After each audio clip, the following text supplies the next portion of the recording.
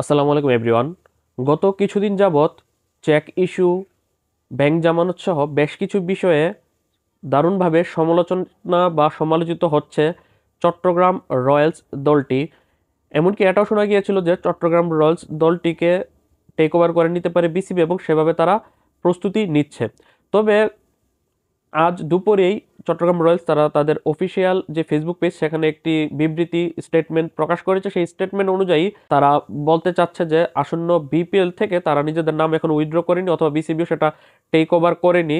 আসন্ন বিপিএল এ অংশগ্রহণ করতে ইন্টিগ্রিটি বিভাগে তারা ভালোভাবে জোরদার পদক্ষেপ নিচ্ছে। এমনকি বিসিবি কর্তৃক গৃহীত যে সিদ্ধান্ত ছিল যে আমিন খান সহ বিতর্কিত যে লোকজন রয়েছে, দুর্বার রাজশাহীর হয়ে যে আমিন খান কাজ করেছে বা ঢাকা ডমিনেটরসের হয়ে কাজ করে যে বিতর্কের সৃষ্টি করেছে, সেই বিতর্কিত ম্যানেজমেন্ট কর্মকর্তাকে চট্টগ্রাম রয়্যালস ম্যানেজমেন্ট থেকে বাদ দিতে হবে। সেক্ষেত্রে তারা তাদেরকে বাদ দিয়েছে এবং নতুন ম্যানেজমেন্ট তারা ক্রিয়েট করেছে। এতে করে তারা আসন্ন বিপিএল এ অংশগ্রহণ করতে তারা তাদের জোর প্রস্তুতি চালাচ্ছে। এমনকি তারা হাবিবুল বাশার সুমনের সরে যাওয়ার বিষয়টা নিয়েও কিন্তু এখানে পয়েন্ট আউট করেছে। হাবিবুল বাশার সুমন কিন্তু রিসেন্টলি বিপিএল টেকনিক্যাল কমিটিতে জয়েন করেছে এবং সেই কারণেই চট্টগ্রাম রয়্যালসের মেন্টর এবং ম্যানেজার পদ ছেড়েছে বলে তারা সেটা প্রকাশ করেছে। এখন তারা হাবিবুল বাশার সুমনের যে শূন্য পদ, সেই শূন্য পদে নতুন করে একজন মেন্টর হিসেবে নিয়োগ দিয়েছে বাংলাদেশের সাবেক ক্রিকেটার, ডোমেস্টিকের তারকা ক্রিকেটার তুষার ইমরানকে।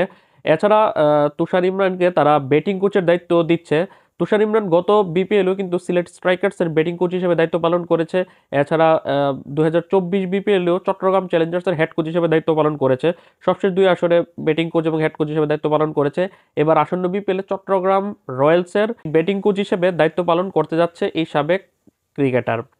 এছাড়া আবরার আহমেদ, পাকিস্তানি এই স্পিনার আবরার আহমেদ বিপিএল এ খেলবে কিনা সেটা নিয়ে কিন্তু একটা শঙ্কা তৈরি হয়েছিল। তবে যতটুকু জানা গিয়েছে আবরার আহমেদ প্রথম ম্যাচ থেকেই বিপিএল এ জয়েন করবে, চট্টগ্রাম রয়্যালসের জার্সিতে খেলবে। এছাড়া যদি আবরার আহমেদকে পাকিস্তান শ্রীলঙ্কা মধ্যকার 3 ম্যাচের টি-20 সিরিজের স্কোয়াডে রাখা হয়, সেক্ষেত্রে যখন ওই সিরিজটা শুরু হবে তখন সিরিজ শুরু হলে সে সেখানে গিয়ে সিরিজে অংশগ্রহণ করবে। অর্থাৎ 7 থেকে 12 জানুয়ারি কিন্তু পাকিস্তান এবং শ্রীলঙ্কার মধ্যকার 3টা টি-20 ম্যাচ হওয়ার কথা রয়েছে, 7, 10 এবং 12 জানুয়ারি।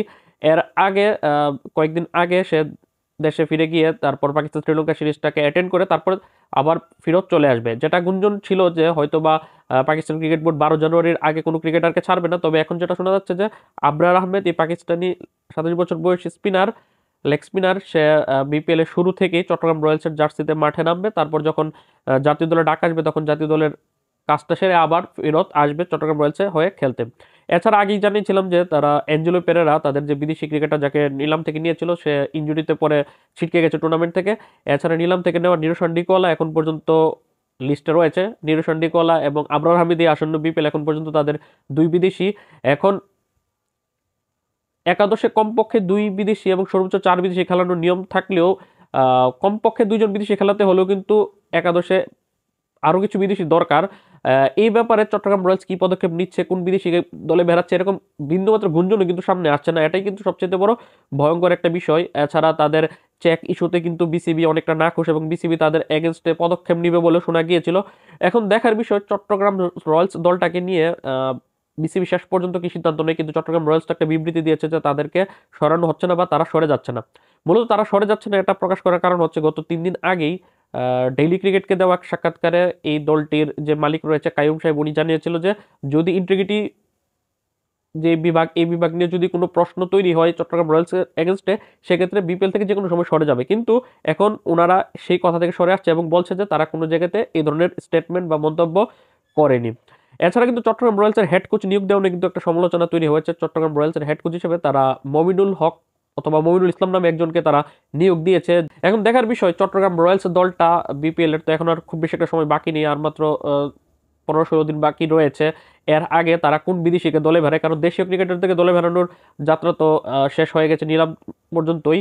এখন দেখার বিষয় তারা ভালো মানের কোনো বিদেশি ক্রিকেটার আনতে পারে কিনা, কারণ ভালো মানের বিদেশি আনাটা কিন্তু খুবই এখন জরুরি। তো এই হচ্ছে সবশেষ আপডেট চট্টগ্রাম রয়্যালস দলকে নিয়ে। আল্লাহ হাফেজ।